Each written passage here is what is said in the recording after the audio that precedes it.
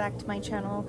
For those of you who have been keeping up with my YouTube shorts or TikTok, you might know that I'm currently in Bali, and I kind of just wanted to sit down and talk a little bit about my experience here since it is our last day, and just kind of talk about the points of, is Bali worth it? If you do subscribe to my channel, you might have seen the Ubud villa tour that I posted, so I wanted to talk a little bit about that first and that whole experience.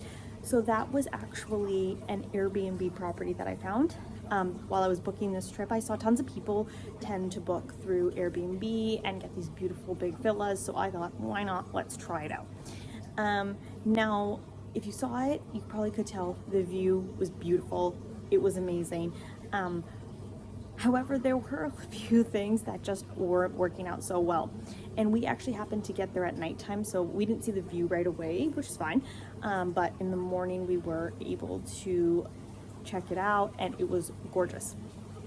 But one of the first problems that we saw was it wasn't fully closed. So that might seem beautiful in pictures, but the bedroom itself didn't have any walls that were closing it off. And then to make it worse, there was no AC.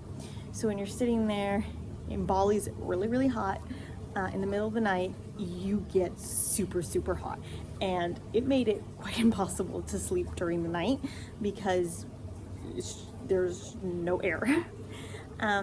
So basically what it was is the bedroom looked like it had walls, but all the windows in the room were just covered by curtains, and so it wasn't actually being covered.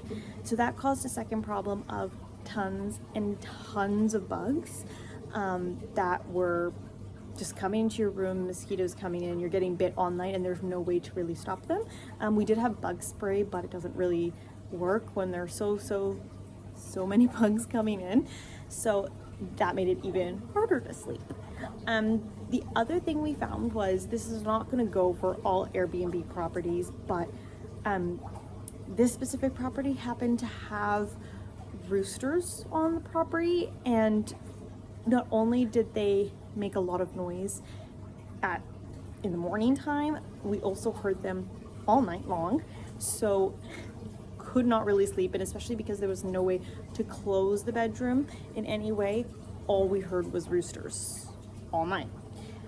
So that was definitely very difficult to deal with, especially when a lot of people talk about Ubud being very peaceful and quiet. It's kind of hard to get into that mindset when there's roosters and then you're sweating throughout the whole night and there's bugs coming in. So you kind of just have to weigh the pros and cons there. It probably would have been better if we were just staying at a regular hotel or a resort in Ubud, but the Airbnb just was not happening for us because of that. Now, if you saw it, you probably could tell the view was beautiful. It was amazing.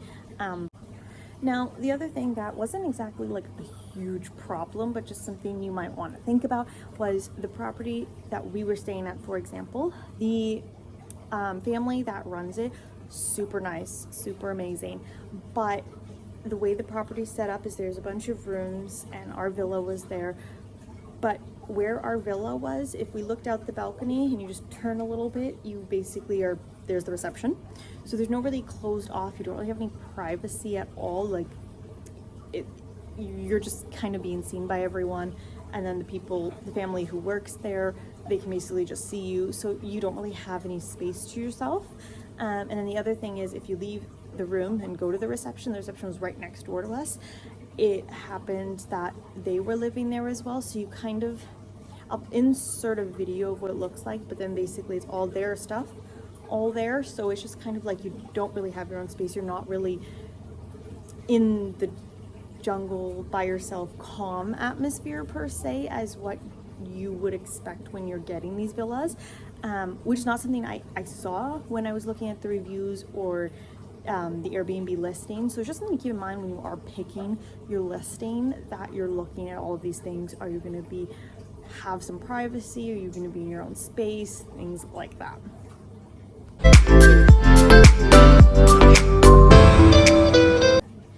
Now, just want to move on to talking a bit more about our other experiences in Bali.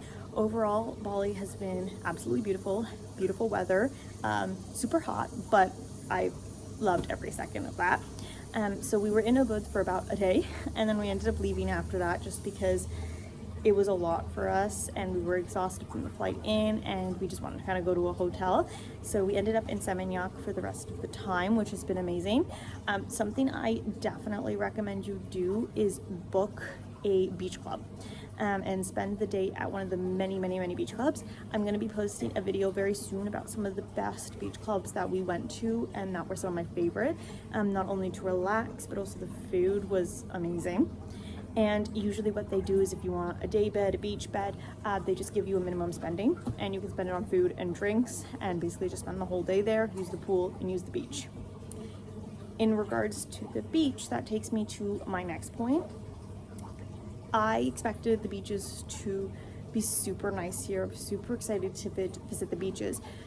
We ended up going to multiple beaches. One was the Seminyak beach, and I forget the name of the other one. I think it's the Legion Beach.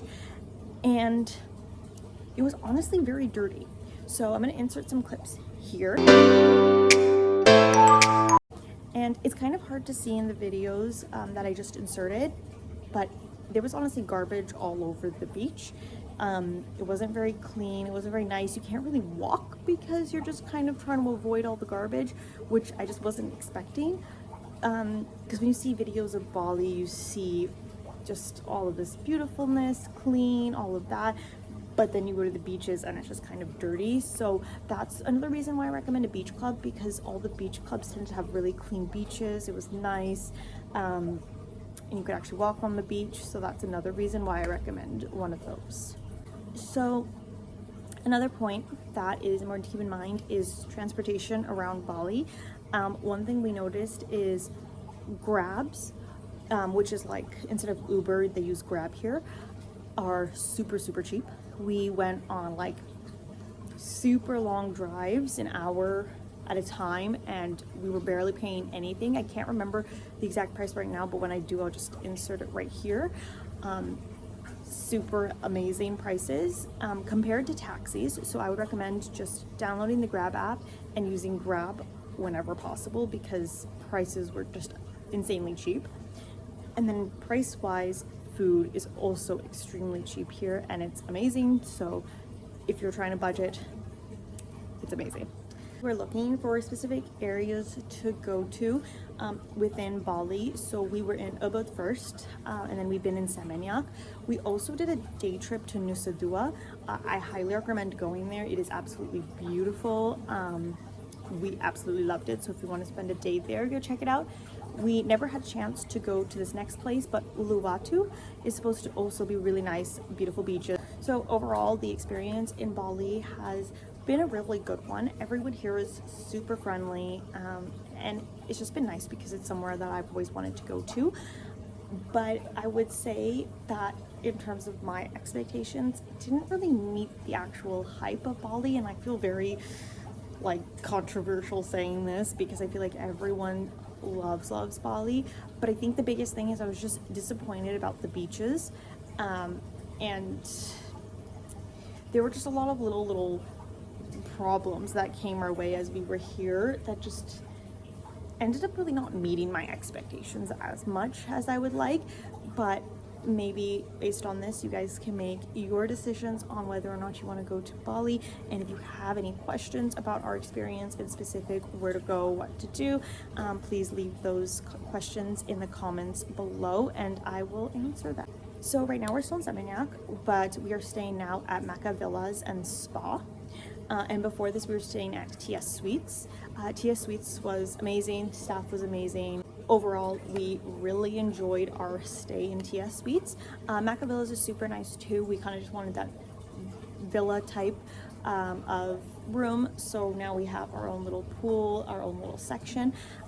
Overall, it's super nice. The one thing I would say about this hotel that I didn't realize, and I wouldn't even have thought about thinking about this, was so it's a bunch of villas on this one side, and then essentially you have to get out of the villa section, like out of the resort type, then walk down the street, walk across, and then so basically you're already like completely out on the streets, and to get to like the spa and the gym facilities.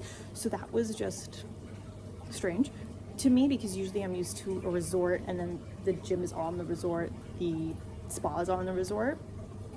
So that was just a weird thing. So basically the gym and spa is just like the public gym and spa, so anyone who lives there can just use the gym and spa as well. So I just found that kind of weird that it wasn't on the resort and it was actually separate, even though it's called villas and spa. So that was just something I didn't, maybe I just not used to it, but that's not something I've ever come across. But that's how they do it here. If you are looking to do spas, there's tons and tons of spas in Seminyak, as well as across Bali. We went to, I'm forgetting the name, but I'll put the name right here, and I'll insert some clips.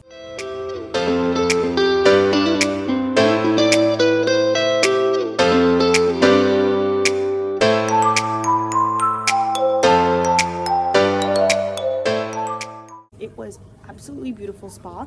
They actually provide free transportation from your hotel to the spa as long as you're in Seminyak, and the massage was amazing. We did a traditional Balinese massage and it was 90 minutes. I believe it was $65 per person, and it was just one of the best massages I had. So I do recommend that place if you are looking to get a massage and you are in Seminyak. But thank you all for watching, and please subscribe to my channel. And again, if you have any comments or questions, please put them in the comment section down below. And thank you so much.